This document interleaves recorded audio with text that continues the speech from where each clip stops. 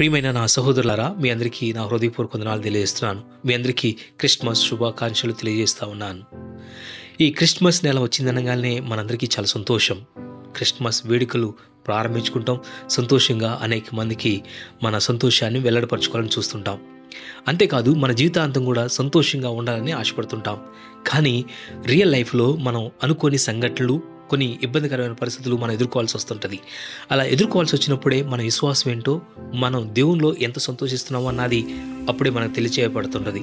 కొన్నిసార్లు అనుకోని సంఘటనలు వచ్చినప్పుడు ఏ విధంగా మనం దేవుని మీద ఆధారపడాలో ఈ క్రిస్మస్ సందేశం ద్వారా మీకు తెలియచేయాలనుకుంటున్నాను. ఒక క్రిస్మస్ దినాన, ఆ క్రిస్మస్ దినంలో అనుకోని సంఘటన వచ్చినప్పుడు ఆ దైవసేవకుడు దేవుని మీద ఆధారపడటాన్ని బట్టి ఎలాంటి గొప్ప కార్యాలు తను చూడగలిగాడో, ఆ గొప్ప కార్యం తన చూడటమే కాకుండా మనకు కూడా ఆ గొప్ప కార్యం ద్వారా సవాలు విసరగలిగాడో ఈ చిన్న వీడియో ద్వారా మీకు తెలియచేయాలనుకుంటున్నాను. కాబట్టి ఈ వీడియో లెంత్ చాలా తక్కువ ఉంటుంది కాబట్టి దీన్ని స్కిప్ చేయకుండా మీరు దయచేసి ఈ వీడియో పూర్తిగా చూడాల్సిందిగా మిమ్మల్ని మనవి చేస్తున్నాను. Thank you. అది క్రిస్మస్ దినం.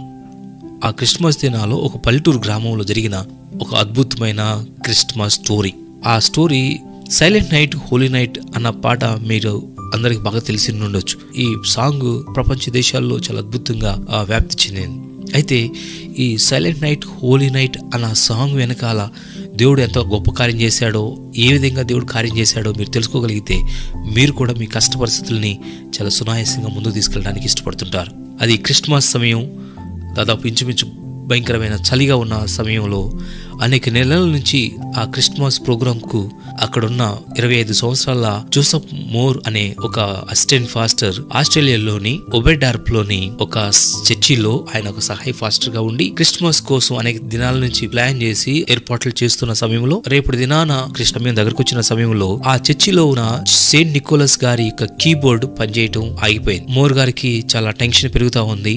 ఎందుకంటే రేపు ఉదయాన్నే ఈ యొక్క క్రిస్మస్ ప్రోగ్రాం జరిగించాలి. ఈ మోరు గారు అనేక రకాలుగా దాని పద్ధతుల ద్వారా దానిని ఎలా అయినా పలికించాలి అని ట్రై చేస్తున్నారు. కానీ అది ఏమాత్రం స్పందన లేకుండా అలానే మోగపోయి ఉంది. ఏం ఆలోచన రాక దేవుని పాదాల దగ్గరికి వెళ్ళి ఈ విధంగా ప్రార్థన చేస్తాను. ప్రభువా, నేను ఈ సమయంలో ఏం చేయాలో నాకు అర్థం కావట్లేదు. రేపు నువ్వు కానీ కార్యం చేయకపోతే, నాకు సహాయం చేయకపోతే నాకు వేరే ఆలోచన లేదని ప్రార్థన చేస్తున్న సమయంలోనే ఆయనకి ఒక ఆలోచన వచ్చింది. 2 సంవత్సరాల క్రితం ఆయన రాసిన ఒక కవిత్వం ఆయన గుర్తుకొచ్చింది. ఆ కవిత్వం ఏంటంటే స్టిల్లే నాచ్ హిలేకే నాచ్. అదేనండి, దాన్నే ఇంగ్లీష్ లో సైలెంట్ నైట్ హోలీ నైట్ అనే సాధారణమైన కవిత్వం ఆయన గుర్తుకొచ్చింది. దాన్ని పట్టుకుని తన స్నేహితుడైన గ్రూబెర్ అనే ఆయన దగ్గరికి తీసుకుని వెళ్తాడు. ఆయన మంచి కీబోర్డిస్టు, అలానే ఆ స్కూల్లో ఉపాధ్యాయుడిగా ఉంటున్నాడు. ఈ గ్రూబెర్ గారి దగ్గరికి వెళ్లి జరిగిన సంఘటన అంతా తెలియజేసి నువ్వు నాకు సహాయం చేయాలని రిక్వెస్ట్ చేసినప్పుడు గ్రూబెర్ గారు పరిస్థితిని అర్థం చేసుకుని కవిత్వాన్ని పాట రూపంలో మార్చడం, ప్రాక్టీస్ చేయడం జరిగింది. మొత్తానికి వాళ్ళు ఒక పాట రూపంలో మార్చి అక్కడున్న వారు కొయర్స్ కూడా నేర్పించారు. ఆ పాటని క్రిస్మస్ దినాన పాడటం జరుగుతా ఉంది. వాళ్ళు పాడుతూ ఉంటే అక్కడున్న ప్రేక్షకులందరూ ఆ పాటకి వాళ్ళు పాటలో ఉన్న పదాలకి వాళ్ళు హృదయాల్లో తాకబడి వారందరూ మైమర్చిపోతూ ఆ పాటను ఆస్వాదిస్తూ వాళ్ళు దేవుని స్తుతిస్తున్నారంట.